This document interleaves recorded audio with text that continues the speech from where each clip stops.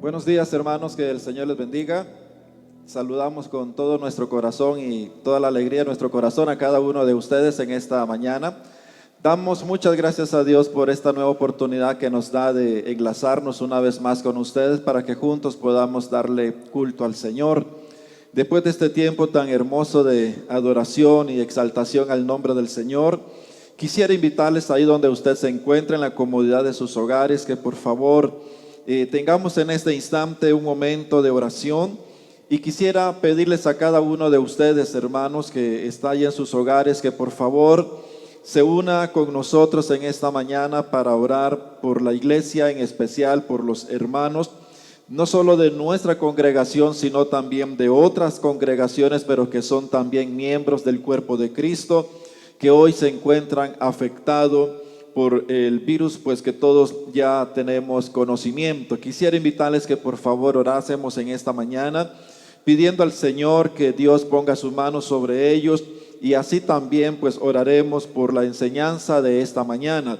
Así que oramos. Padre, en el nombre de Jesús, en esta mañana, Señor, nos unimos con todo nuestro corazón y unimos nuestra fe, Señor, a la distancia con cada uno de nuestros hermanos, con los que hoy, Dios bendito, tienen la oportunidad y la bendición de poderse conectar con nosotros y nosotros con ellos.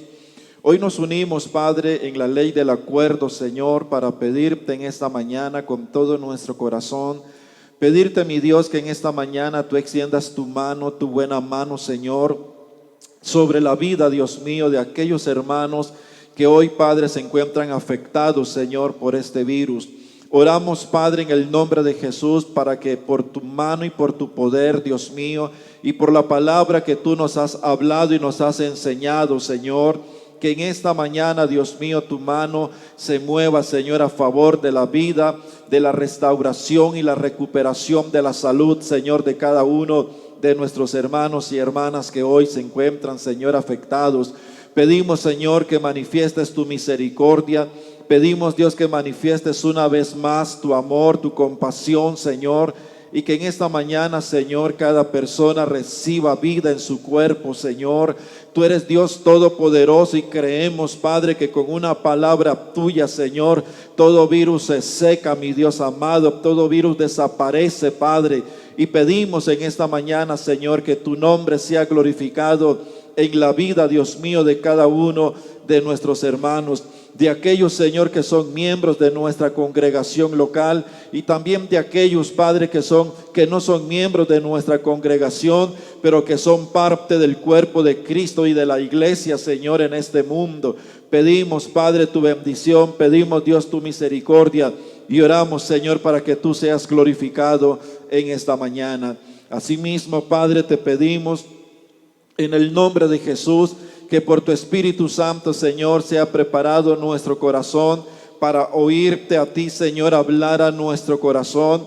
Pido en el nombre de Jesús que sea despertado, Señor, en esta mañana nuestro corazón, que nuestro espíritu sea despertado, Señor, y que la palabra que tú has hablado, la palabra escrita, Señor, sea despertada, Señor, en nuestro espíritu en esta mañana. Padre, en el nombre de Cristo Jesús, te damos muchas gracias por tu misericordia y por tu bondad. En el nombre de Jesucristo nuestro Señor, te damos muchas gracias, Padre, en el nombre de Jesús. Amén y amén. Bien, queridos hermanos, gracias por acompañarnos a este tiempo de oración. Quisiera invitarles en esta mañana, por favor, que vaya conmigo a la primera carta del apóstol Pedro. Vamos a ir a la primera carta del apóstol Pedro en esta mañana, y vamos a estar enseñando en esta mañana acerca de la importancia de la Biblia, la importancia de las Sagradas Escrituras.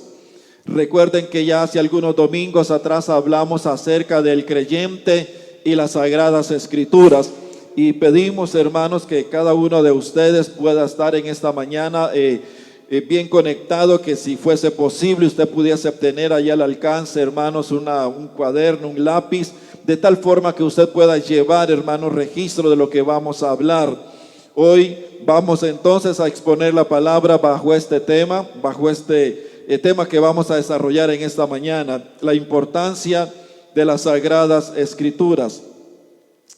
Pero quisiera intentar hoy hacer una introducción a la introducción del tema que vamos a tratar de desarrollar con la ayuda del Señor en esta mañana.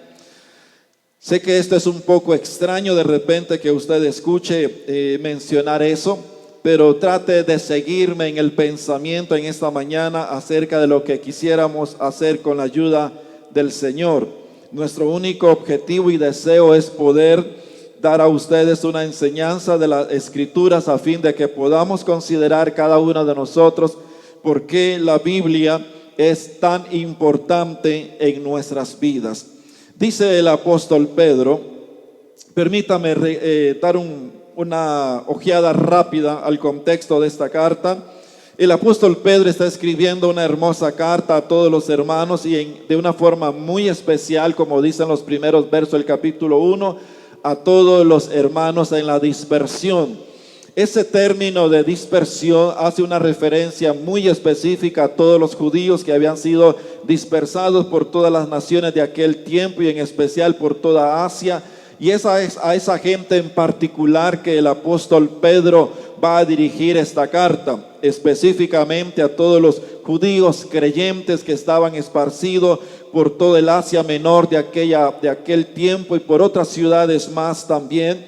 En el capítulo 1, el apóstol Pedro va a hacer toda una exhortación acerca de cómo debemos de vivir en la vida cristiana y las razones del por qué debemos de corresponder a esa vida cristiana, como Dios la ha establecido, no como de repente algún judío que quisiera intentar hacerla, porque algo que descubrimos en las Escrituras es que todo el plan de vida para el creyente está plenamente diseñado por Dios, de tal forma que Dios no ha dejado nada, pero nada, absolutamente nada, a la discreción nuestra o a la discreción del creyente, sino que Dios es el que ha establecido todo el programa de vida.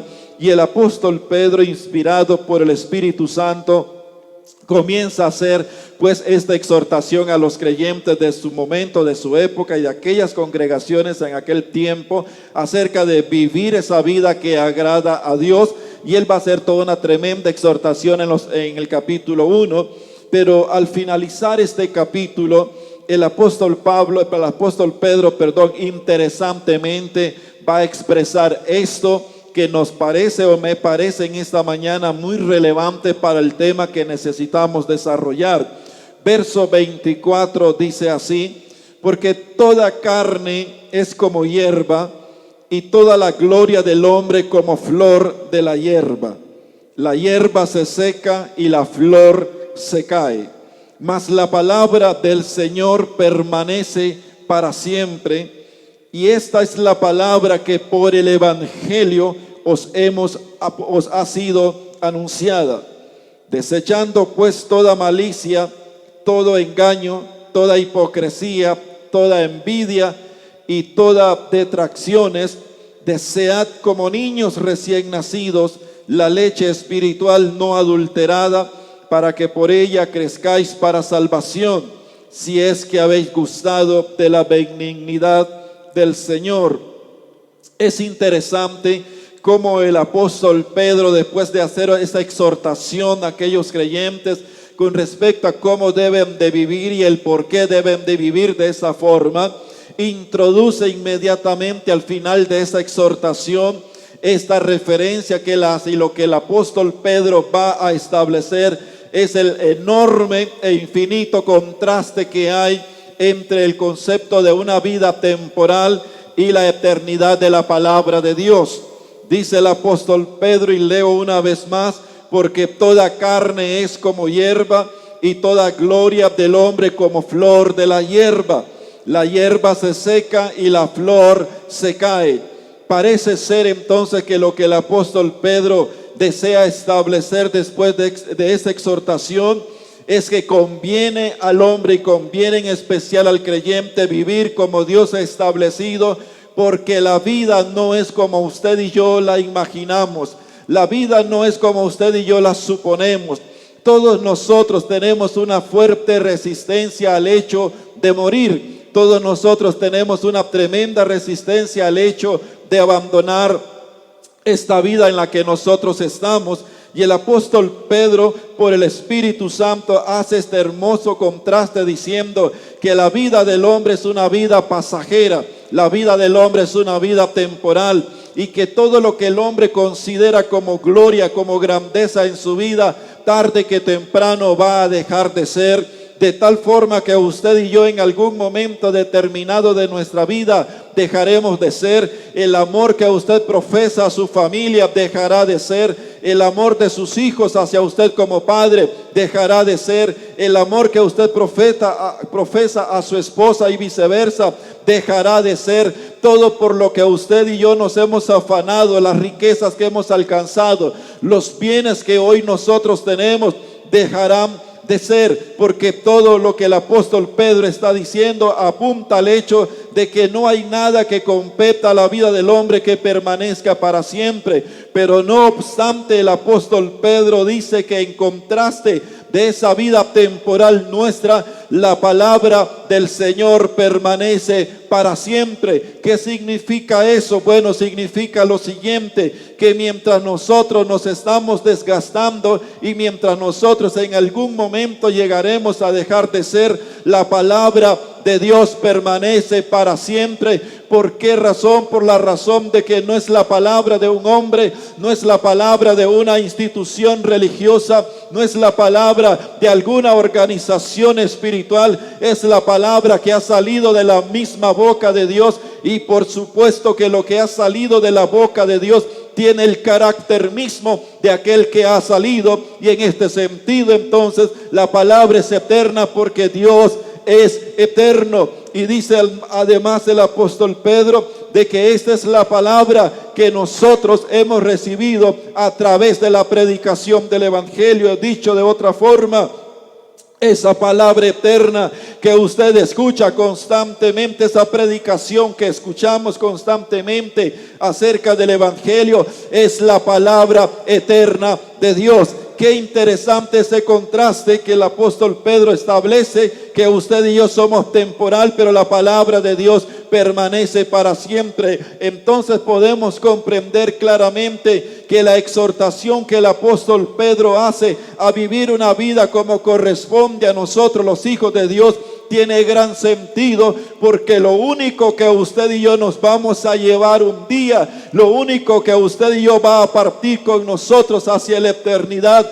es todo aquello que usted haya guardado y almacenado en su corazón. Y por supuesto que me refiero a la palabra eterna de Dios. Lo único que se va a ir con nosotros a la eternidad es nuestra fe con Jesucristo. Lo demás se queda, lo demás lo disfrutarán otros de repente, pero nada podemos sacar de este mundo y llevarlo a la eternidad más que la fe y más que una vida que ha agradado a Dios. Pero nótese cómo el apóstol Pedro inmediatamente en el capítulo 2 verso 1, luego de hacer este hermoso contraste, dice: desechando pues toda malicia, desechando todo engaño, toda hipocresía, toda envidia y todas las cosas negativas que decimos en contra del buen vivir de alguien. Dice el verso 2, desead como niños. Esta palabra es totalmente importantísima entenderla.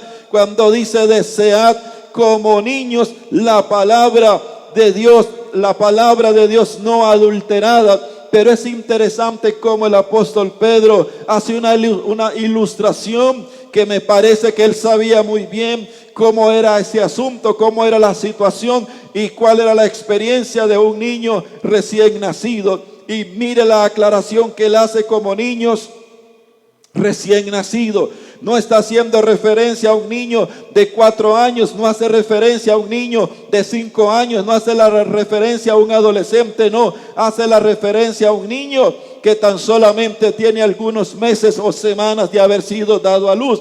Pero dice desead. Esa palabra desead, lamentablemente en esta traducción, lamentablemente la forma en que se traduce esta palabra no nos arroja como mucha luz, mucha claridad, porque en realidad ese texto y esa palabra en especial desead tiene que ver con llore. tiene que ver con grite, tiene que ver con gima dentro de sí mismo por esa palabra espiritual no adulterada. Dicho de otra forma, el apóstol Pablo no solo exhorta a una vida que corresponde a la vida en Cristo, no solamente nos habla de esa vida, por qué razón debemos de vivirla, sino que ahora nos enseña que para poder lograr vivir en esa vida que agrada a Dios, usted y yo debemos de llorar, usted y yo debemos de suplicar, usted y yo debemos de anhelar en nuestro corazón esa palabra espiritual no adulterada. Y es interesante porque integra la palabra adulterada, o sea,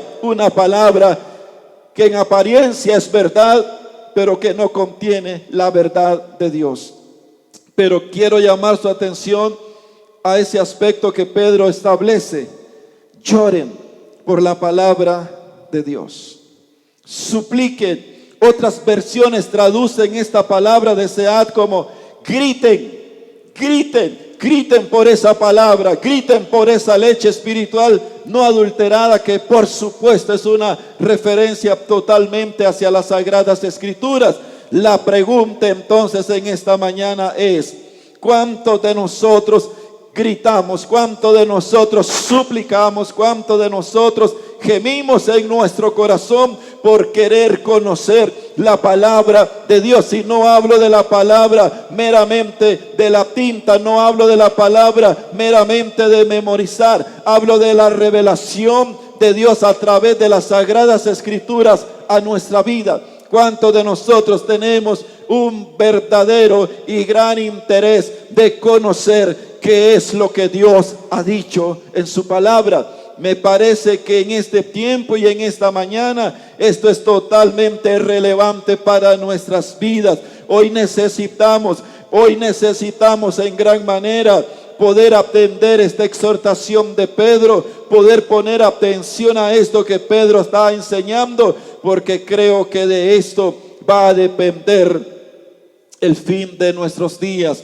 Porque Pedro dice de esta forma: desead como niños recién nacidos la leche espiritual no adulterada. Y hago un paréntesis: esa forma adulterada es porque Pedro está consciente que aquellos judíos que habían creído están ante la amenaza de los judaizantes, están ante la amenaza de gente que hace una mezcla del evangelio con la ley de Dios, que en algunas partes es lo mismo que está sucediendo hoy también. Pero Pedro está pensando en esa forma, en cómo el evangelio se ha mezclado y cómo hemos mezclado lo que es el evangelio con lo que es el humanismo, con lo que es el mundo. Entonces dice: deseen la leche, pero esa leche pura, esa leche que no es adulterada, que no tiene mezcla, para que por ella crezcáis para salvación.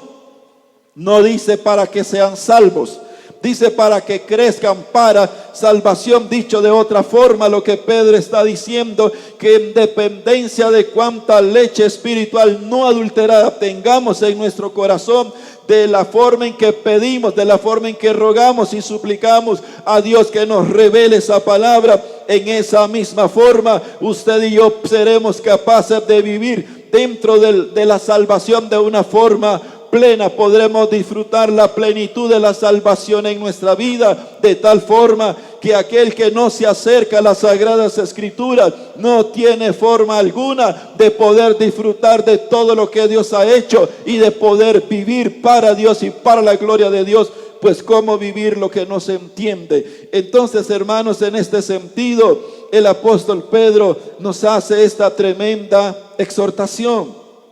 Y yo quisiera preguntarle a usted ahí donde está: ¿qué piensa usted acerca de esta exhortación que hace Pedro? Hace muchos, pero muchos siglos atrás, Pedro hace esta exhortación. ¿No es cierto que esta exhortación es válida en el día de hoy? ¿No es cierto que esta exhortación tiene valor y significado y trascendencia aún en nuestros tiempos? Por supuesto que sí, porque la misma necesidad de aquellos sigue siendo la misma necesidad nuestra, aún más en este tiempo en el que nosotros estamos viviendo. Por lo tanto, pensando en la temporalidad suya y mía, pensando en que en algún momento nuestra vida dejará de ser como la hierba y como la flor del campo, que dicho sea de paso, Pedro no ilustra un árbol, porque un árbol tiene en la Biblia la connotación de que vive muchísimos años, pero Pedro, y por el Espíritu Santo, no nos compara y no compara la vida del hombre como un árbol. En este sentido lo compara solamente como la hierba y como la flor que hoy está y mañana dejó de ser. Ante esa realidad y ante la realidad de que la palabra de Dios es eterna porque ha salido de un Dios eterno, ante la realidad de que cada uno de nosotros necesitamos llorar por la palabra, ¿qué escogería usted hacer? ¿Qué desearíamos nosotros hacer? Permítame, como dije, quería hacer solo una introducción a la introducción del tema.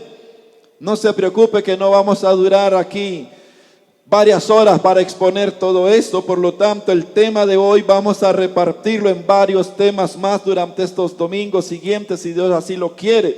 Pero déjeme darle en esta mañana los resultados de una encuesta de la iglesia en Costa Rica, en cuanto a cuánta relación tiene el creyente con las Sagradas Escrituras.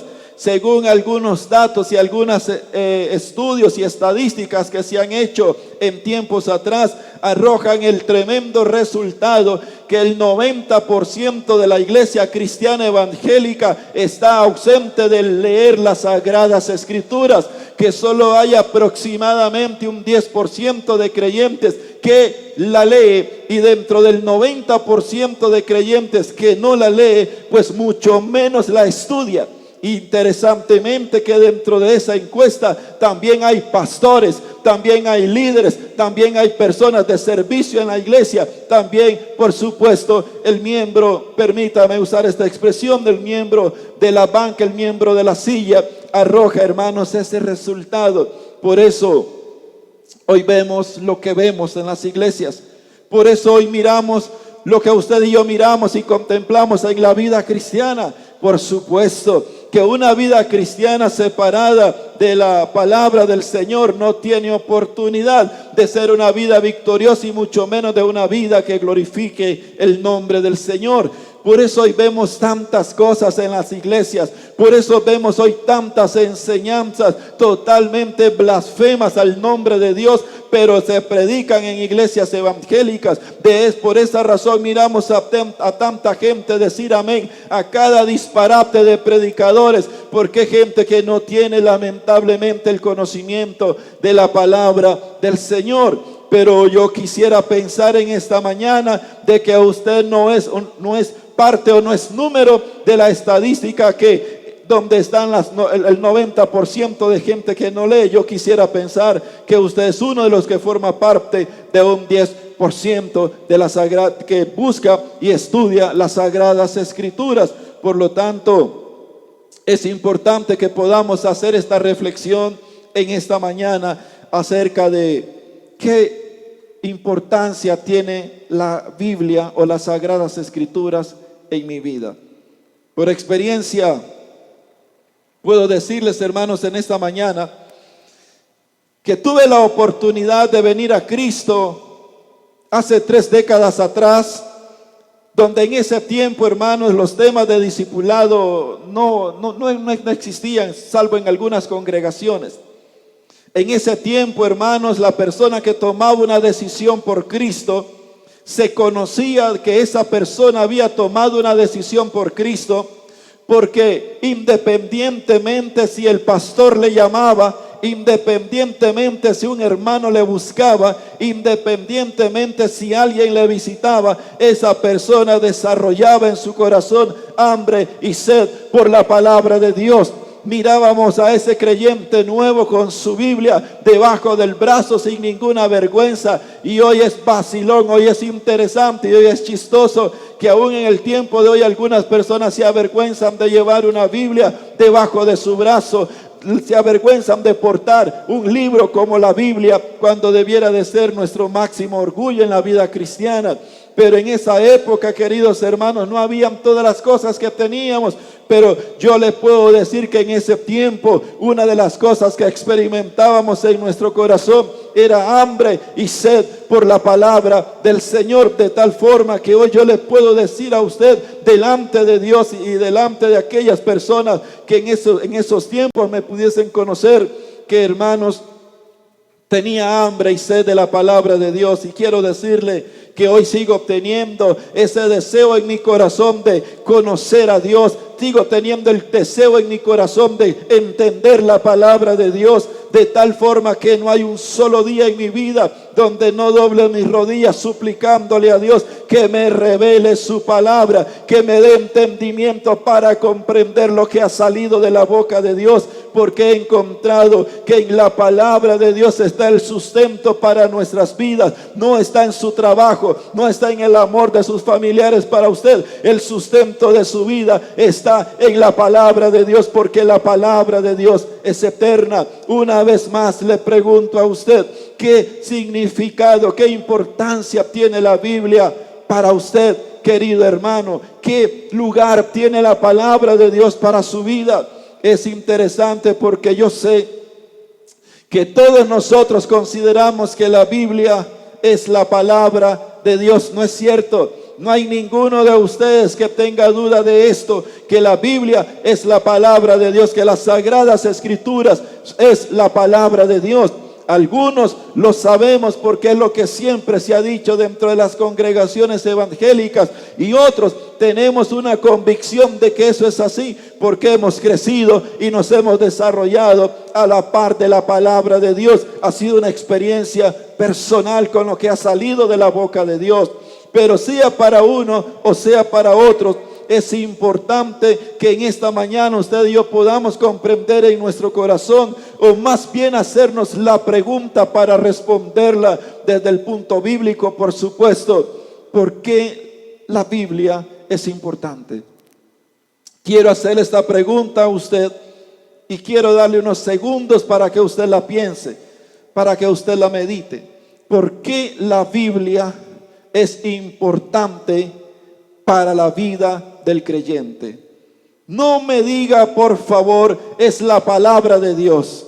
No me diga eso, no responda a eso. Eso lo sabemos y el que no conoce a Cristo también lo sabe. Pero quiero ir más a fondo con usted, quiero hilar más fino con usted en esta mañana. ¿Por qué la Biblia, las Sagradas Escrituras, es importante? ¿A qué debe su importancia? Piénselo por un instante. No se vaya a tomar café, no se levante a tomar un refresco. Quédese allí, piense conmigo. ¿Por qué es importante? ¿Por qué Pablo exhorta a Timoteo a profundizar en las Escrituras? ¿Por qué Pedro hace esta reflexión y esta exhortación con respecto a la Escritura? Porque en la Biblia encontramos un salmo, el salmo más grande, 119 del libro de los Salmos, donde se hace una referencia específica, profunda, acerca de la necesidad de la ley de Dios. ¿Por qué? ¿Por qué usted y yo necesitamos esto? ¿Por qué consideramos que es importante? Espero que ya haya hecho usted su respuesta. Permítame ayudarle un poco. Permítame poner otras cosas más de lo que usted seguramente ya pensó del por qué es importante la Biblia. La Biblia, hermanos, tiene varias razones del por qué es importante en la vida del creyente. Número uno, porque la Biblia, las Sagradas Escrituras, nos revelan quién es Dios. Nos revelan a ese Dios que muchas veces nosotros le cantamos, pero no le conocemos. A ese Dios que muchas veces predicamos, pero no le conocemos. El primer y principal propósito de las Sagradas Escrituras es que Dios mismo tomó la decisión en sí mismo de revelarse y de darse a conocer al hombre. La gran importancia de la Biblia es que a través de ella podemos conocer claramente y sanamente quién es Dios. Pero no solamente esto, sino que también la Biblia tiene otro grado de importancia en nuestra vida cristiana. Y es que la Biblia no solamente revela quién es Dios, sino que la Biblia también revela quién es el hombre. Porque hoy en día, por supuesto, el hombre, por su ceguera, por ese corazón envanecido, piensa vanidad acerca de sí mismo y cree ser algo que en realidad no lo es. Pero cuando vamos a la Escritura, usted y yo podemos ver cómo Dios, el Dios del cielo, revela en realidad quién es el hombre. Pero también la palabra del Señor es importante, porque no solamente revela quién es Dios, no solamente revela quién es el hombre, sino que también revela la necesidad de la salvación del hombre, y establece dentro de esa misma importancia cómo el hombre puede ser salvo. Nos muestra el camino para la salvación. Y lo próximo que encontramos en las Sagradas Escrituras es que la Biblia nos revela el plan de vida para cada uno de aquellos que han creído en el Señor. Como dije anteriormente, de tal forma que usted y yo no tenemos por qué inventar una vida cristiana. Yo no tengo que inventar métodos en la vida cristiana, porque ya Dios estableció todas las reglas del juego. Ya Dios dijo cómo se debe de vivir, cómo debemos de andar en esta vida. No nosotros los que hemos creído en el Señor. Entonces, mire hermano, ¿cómo caminar nosotros con Dios si no conocemos quién es Dios? ¿Cómo nosotros relacionarnos con Dios si yo no sé quién soy? ¿Cómo correr a la salvación si no sé qué debo de hacer? Y mucho menos, ¿cómo puedo yo vivir de una vida cristiana victoriosa si yo no sé las Escrituras? Basado en esto, quisiera intentar en esta mañana por lo menos abordar el primer punto del grado de importancia de la Biblia, y es que la Biblia nos revela quién es Dios. El libro sagrado nos revela quién es Dios, y en este sentido podríamos decir que cuando hablamos de esa revelación, es que Dios no solamente creó al hombre y lo tiró al mundo para que el hombre viviera como el hombre quisiera. No, Dios crea al hombre, pero es el mismo Dios que crea al hombre y lo pone en la tierra. Es el mismo Dios que habla al hombre, intentando Dios darse a conocer al hombre. Por lo tanto, podríamos decir con toda certeza, basado en las Escrituras, que Dios intenta quitar del hombre el velo que oscurece su entendimiento y su corazón a través de las Sagradas Escrituras. En otras palabras, a través de la Biblia es como si Dios arrojase luz al corazón del hombre, y en especial al corazón de sus hijos, para que aprendamos a conocer quién es Dios. Por lo tanto, el primer propósito que nosotros encontramos en la Biblia es Dios revelándose a sí mismo. Y por supuesto, porque hay un gran interés en el corazón de Dios que el hombre le conozca a Él, pero más que el hombre, su pueblo, su iglesia pueda conocer claramente quién es Dios. Pues Dios se ha propuesto en sí mismo darse a conocer en lo que Él ha querido darnos a conocer a nosotros acerca de Él. Y por eso hoy tenemos un libro llamado Biblia, porque es el único manual que nosotros tenemos donde Dios se ha revelado, y se ha revelado, como sabemos, a través de las Sagradas Escrituras. Y una de las cosas que la Biblia nos revela es la naturaleza de Dios. ¿Cómo es Dios? ¿Cómo es Dios? ¿Cómo es Dios, hermanos? La Biblia nos revela cómo es Dios, de tal forma que cuando vamos a las Sagradas Escrituras, lo primero que salta a nuestros ojos es que comenzamos a ver que ese Dios eterno es un Dios que tiene una naturaleza divina. En otras palabras, es un Dios, es un ser no creado, es un ser en sí mismo que tiene todo el potencial en sí mismo, y que es totalmente e infinitamente diferente al hombre y a todo lo que el Dios mismo ha creado. Cuando hablamos de que la naturaleza de Dios es divina, significa que es incomparable. Y ese es el canto del libro de los Salmos, es el grito del libro de los Salmos, cuando habla acerca de que Dios es incomparable, que no hay ninguno como Él, ni antes ni después de Él. Ese es el canto que escuchamos nosotros en el libro de los Salmos, que Dios es totalmente, infinitamente incomparable. No hay forma de comparar la grandeza de Dios. A eso nos referimos, y a eso hace referencia la Biblia cuando dice de que Dios es un Dios divino, su naturaleza es divina. Por lo tanto, podemos comprender de que Dios es justo, no en el concepto de justicia del hombre. Su justicia, dice la Biblia, que es más alta que los cielos. Dios es un Dios santo, significa que no vive como nosotros, no comparte una existencia como nosotros. Dios es ajeno y alejado del pecado y no acepta el pecado en ninguna de sus formas. Dios es grande en santidad. Por eso declara el profeta Isaías diciendo que Dios, el eterno Dios, habita y mora en la santidad, porque ese es su ambiente, esa es su naturaleza. Es totalmente diferente a todos nosotros y a cada uno de nosotros. Pero también la Biblia nos declara que Dios es un Dios misericordioso. Dios es un Dios compasivo, pero también el nombre de Dios es eterno. Mire lo que dice, lea conmigo el Salmo 135, verso 13, dice así: oh Jehová, eterno es tu nombre, tu memoria, oh Jehová, de generación en generación. No está diciendo que Dios se llame eterno, lo que está diciendo es que el nombre del Dios del cielo es para siempre. El Dios del cielo no tiene principio y por supuesto que no tiene fin. Mientras todas las cosas nuestras pasan y dejan de ser, el nombre de Dios y Dios mismo permanece, porque el nombre de Jehová es nombre eterno, perdurará por los siglos de los siglos y por toda la eternidad. Dios seguirá siendo Dios, y aun cuando no existiera la humanidad y aun cuando toda la raza humana no quisiese caminar con Dios, Dios seguirá existiendo, porque Dios no depende de nada. Dios es en sí mismo Dios eterno. Ese es el canto del libro de los Salmos, cuando dice que Dios es eterno. Y pregunto en esta mañana, ¿ese es el Dios que usted conoce? Ese es el Dios que usted ha leído en la Biblia. Ese es el Dios al que usted le canta, que es un Dios eterno.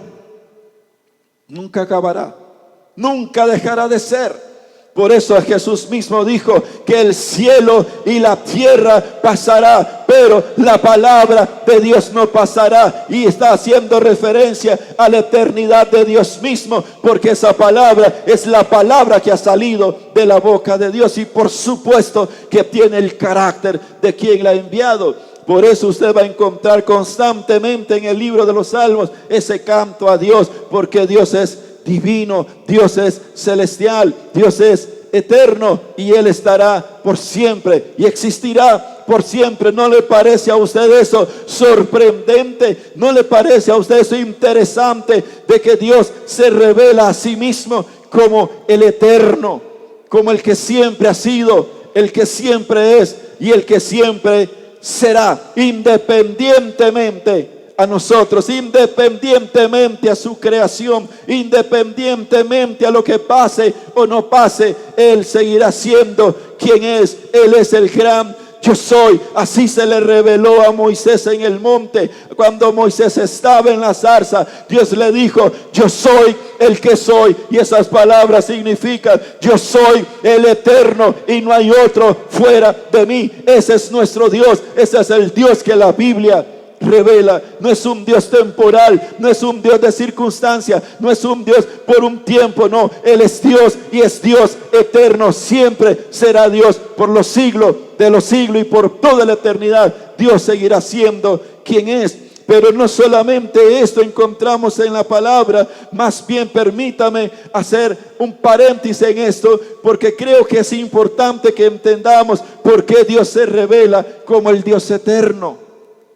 ¿Por qué el interés de Dios que le conozcamos como ese Dios eterno? Por una simple, bueno, no simple, sino por una enorme razón.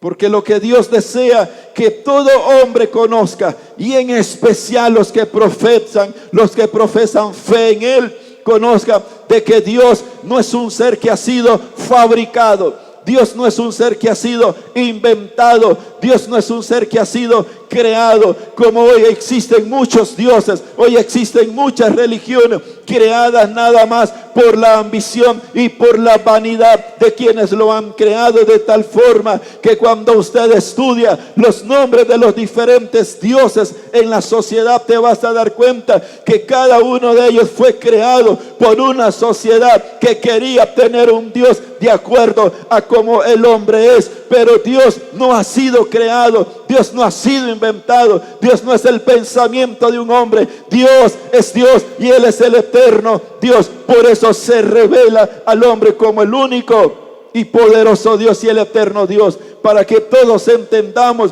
de que Dios no es la creación, Dios no es la invención de nadie. Dios es en sí mismo, Dios es eterno.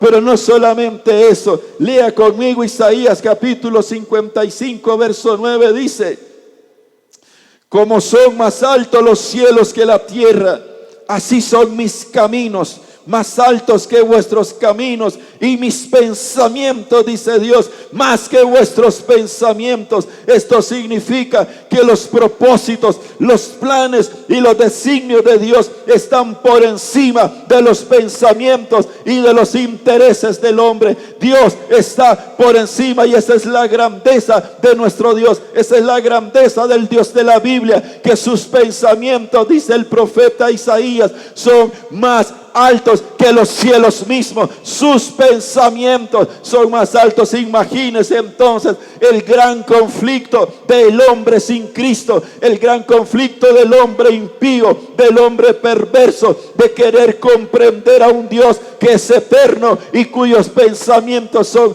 más altos que los cielos. Y digo en este sentido que Isaías usa un término, los cielos, porque para ellos lo más grande, lo más inalcanzable eran los cielos. Ellos no habían ido fuera del globo terráqueo, pero seguramente si ellos hubiesen conocido más allá del globo terráqueo, hubieran usado otra expresión. Pero Isaías usa lo que en ese momento para los hombres de su época era lo más alto.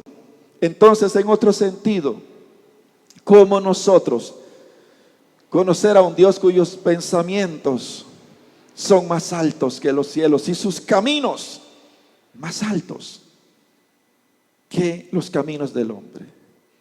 Más adelante, en las próximas presentaciones, usted va a tener que ponerse de pie en su casa, aplaudir al nombre de Dios y dar un grito de alabanza al Señor cuando usted se dé cuenta que ese Dios del cielo enorme, eterno, con los pensamientos más altos que los cielos, se ha revelado al corazón de cada uno de ustedes. Por eso dice la Escritura que en Cristo en nosotros ha sido hecho sabiduría y revelación de Dios. ¿Por qué? Porque Dios se ha metido en el corazón de todo creyente para darle a conocer sus pensamientos y sus propósitos, mientras los sabios, los inteligentes y muchos catedráticos que son enemigos de Dios no pueden comprender esta verdad.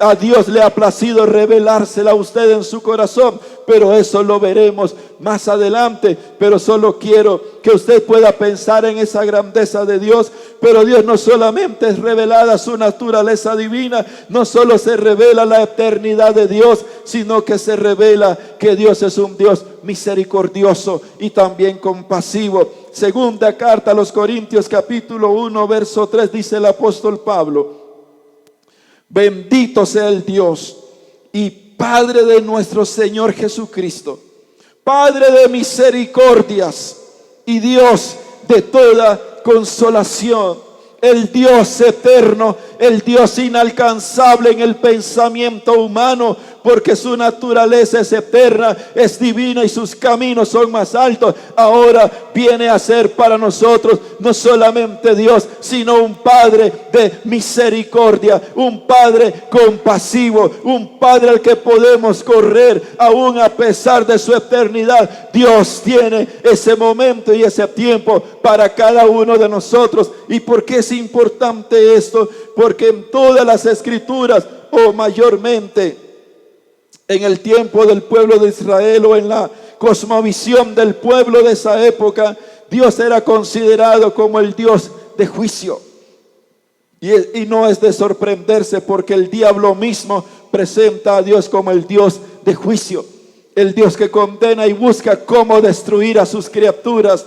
No, Dios juzgará al hombre, por cierto. Hay un día señalado en que Dios hará cuenta con todo hombre y con todo creyente. Hay un día en el que Dios se sentará y hará cuenta con nosotros, pero aún no ha llegado ese día. Y mientras ese día no llegue, la Escritura revela a Dios como un Dios de misericordia, como un Dios clemente, como un Dios tardo para la ira, pero pronto en misericordia. De tal forma que hoy usted y yo y cualquier hombre en este mundo puede correr a Dios, puede correr al Señor, puede venir a Cristo, porque Dios es clemente, Dios es misericordioso, Dios es bondadoso, como dice el apóstol Pablo, Dios es consolador.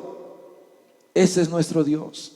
Y cuando usted y yo entendemos y tenemos en nuestro espíritu, en nuestro corazón, la revelación, no del Dios que otros me hablan, no del Dios del que el predicador habla, sino del Dios que se me ha revelado a mi corazón por las Sagradas Escrituras, porque yo he ido a las Sagradas Escrituras, me he arrodillado delante de Dios para llorar, para que Dios hable a mi corazón y ponga su palabra en mi corazón. Y cuando Dios se me ha revelado como el Dios compasivo, como el Dios misericordioso, como el Dios de toda consolación, entonces yo puedo hoy pararme firme ante cualquier circunstancia en la vida, ante cualquier desgracia, ante cualquier tragedia, ante cualquier necesidad. Puedo pararme firme y en victoria y alzar mis ojos al cielo y saber que ese Dios, que es Dios de toda consolación, está conmigo en ese camino de muerte, en ese valle de sombra. Dios está conmigo,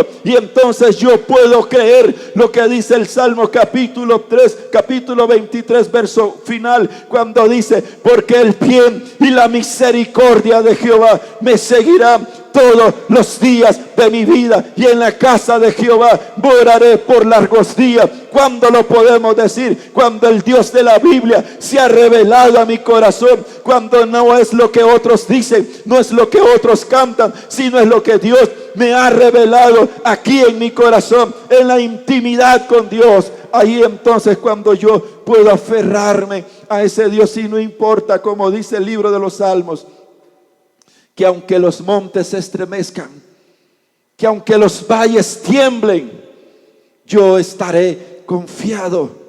No confiado porque soy inteligente y fuerte, sino confiado en que el Dios eterno, el Dios divino, el Dios todopoderoso es un Dios compasivo, es un Dios misericordioso y es un Dios de toda consolación. Entonces mi corazón está seguro en Dios, porque yo sé que en medio de esta situación Dios me dará la victoria y experimentaremos el favor de Dios, porque mi corazón está anclado en Dios mismo y en la revelación de Dios a través de su palabra.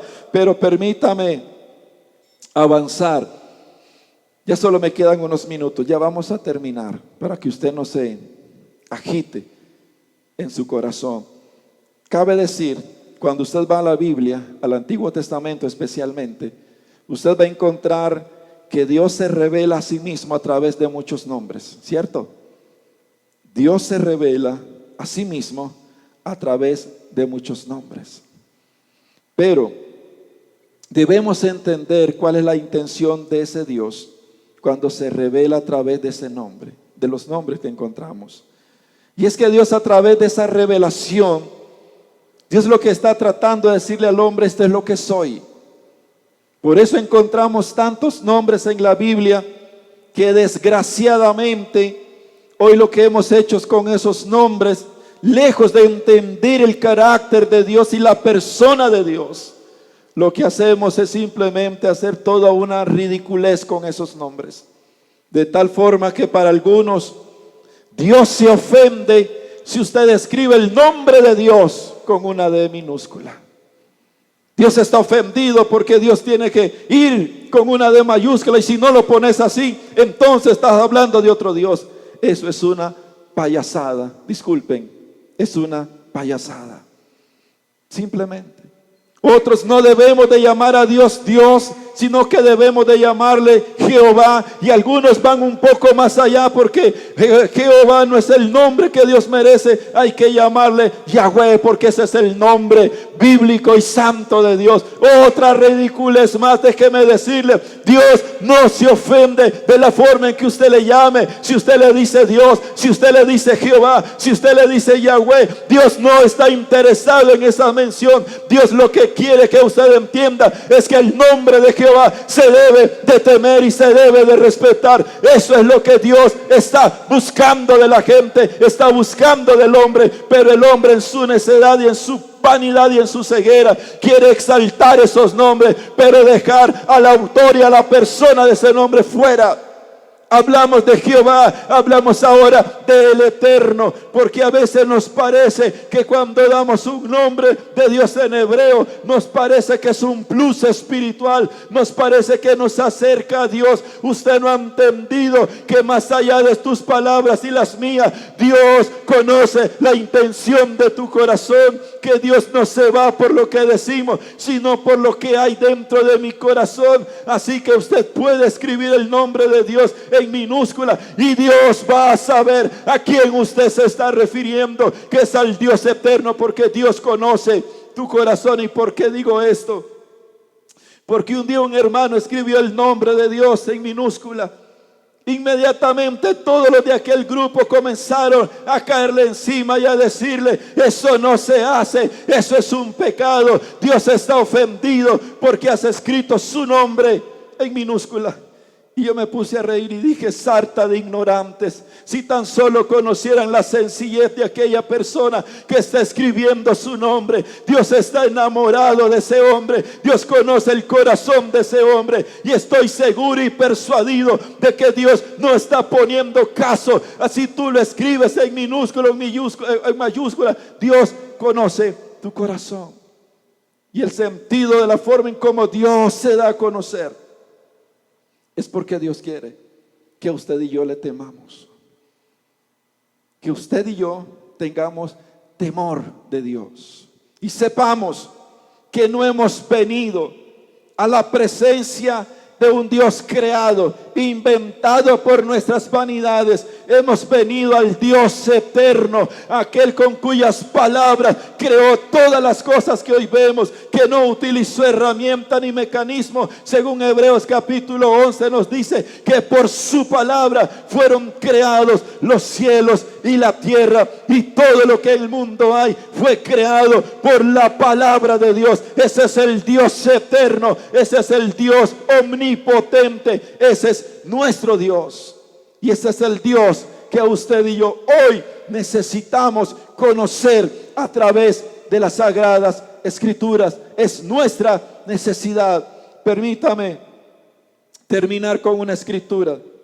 San Juan capítulo 5, verso 39, hablando Jesús de él mismo en referencia con las escrituras, dice: escudriñad las escrituras, porque a vosotros os parece que en ellas tenéis la vida eterna, y ellas son las que dan testimonio de mí. Los judíos de la época consideraban que si leían toda la ley de Moisés estaban salvos, y más aún si la cumplían, que no la cumplían, por supuesto, pero a ellos les parecía que en ellos estaba la salvación. Y Jesús les dice: ustedes están errando, están equivocados, porque leer la Biblia no les trae salvación a ustedes. El leer la ley de Moisés no los salva. Lo que Jesús dice: escudriñenlas, porque ellas son las que hablan de mí, que soy el camino, la verdad y la vida. Cualquiera que va a la Biblia tiene que encontrarse con Jesús. Es imposible ir a las escrituras y no encontrarnos con Jesús. Por eso Jesús le dice a los judíos de su época: no tienen que leer la ley para ver, para considerarse que en ella ustedes tienen salvación. Tienen que leer la ley, tienen que leer los profetas, porque ellas hablan de mí y yo soy el Salvador para ustedes. Yo soy aquel que Dios había prometido enviar a ustedes. Por eso, si alguien quiere conocer a Dios, tiene que venir a las escrituras. No hay otra forma. Y termino con esto. Hablando de usted y de mí, de los que creemos en el Señor, nuestra separación con Dios inicia desde el momento en que usted y yo nos separamos de su palabra. Cuando usted y yo voluntariamente nos separamos de la Biblia, usted y yo hemos iniciado nuestro camino de separación con Dios.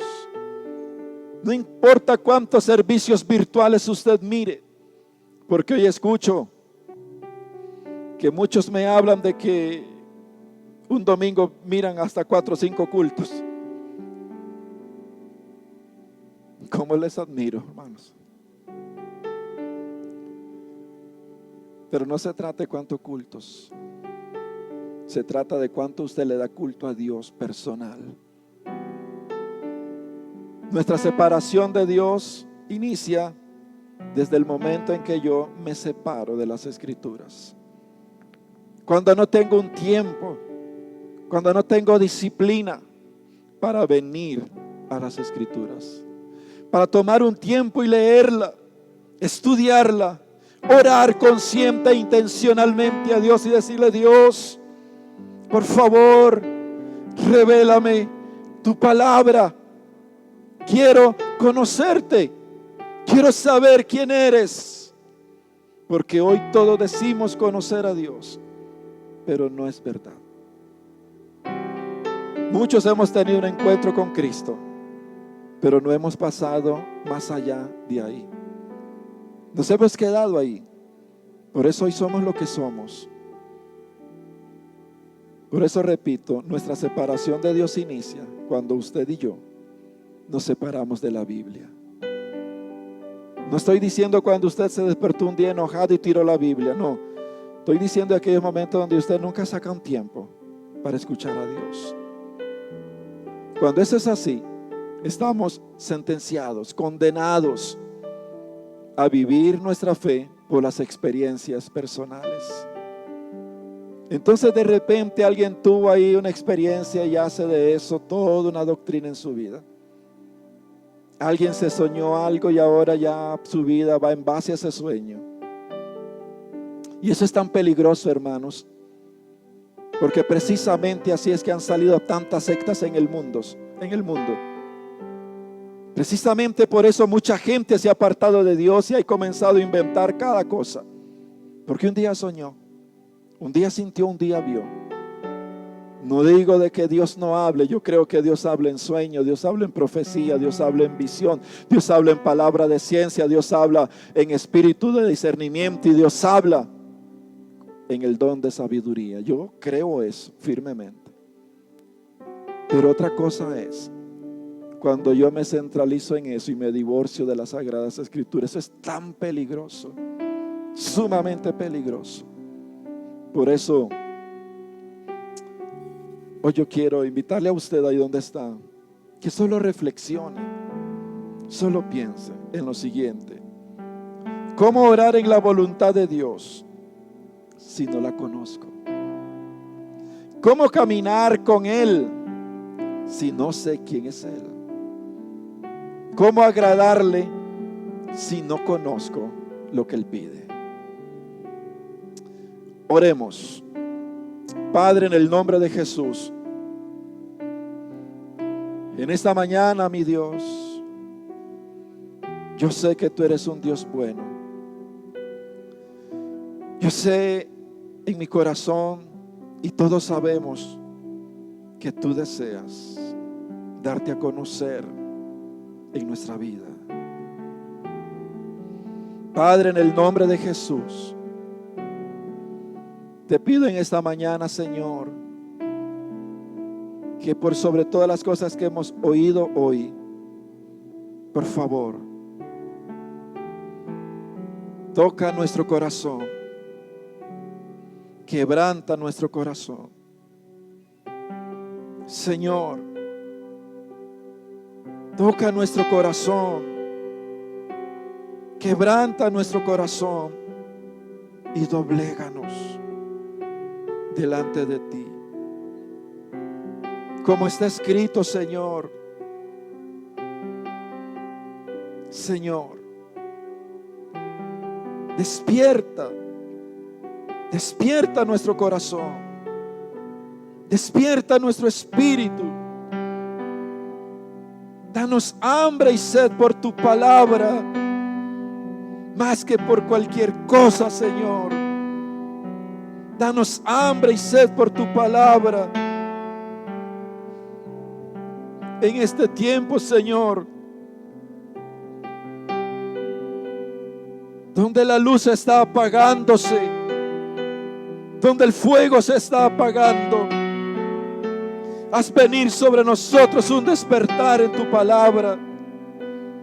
Haznos ser el pueblo y la iglesia de la palabra de Dios. Despiértanos,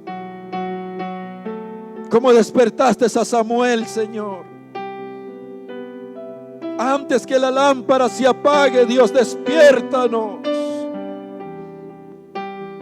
Levanta una niñez, una adolescencia, una juventud. Despierta en la palabra, Señor. Avívanos. Haznos llorar, Señor. Haznos suplicar. Haznos gemir en nuestro corazón por tu palabra, Señor. Porque no hay nada en esta vida capaz de sostener mi vida, de sostener mi familia, si no es tu palabra, Señor. El trabajo no la sostiene, mis riquezas no la sostienen. Es tu palabra, Señor. Porque no solo por tu palabra creaste al mundo, sino que por tu palabra sostienes toda la creación. Por los dichos de tu boca, Señor. Despierta nuestro corazón. Haznos ir más allá de todo lo que hacemos, Señor. En el nombre de Jesús te lo pido, Padre. Te lo ruego en el nombre de Jesús. Y te doy gracias, Señor, en esta mañana, por su misericordia, Padre, y por su bondad. Amén. Y amén. Que Dios les bendiga, hermanos. Muchas gracias por su paciencia de escucharme, estar con nosotros en esta mañana. Quiero decirles que la única intención en mi corazón es que volvamos a la palabra. Que tu vida, mi vida, nuestras casas estén sustentadas por la palabra de Dios, por ninguna otra cosa, por la palabra del Señor.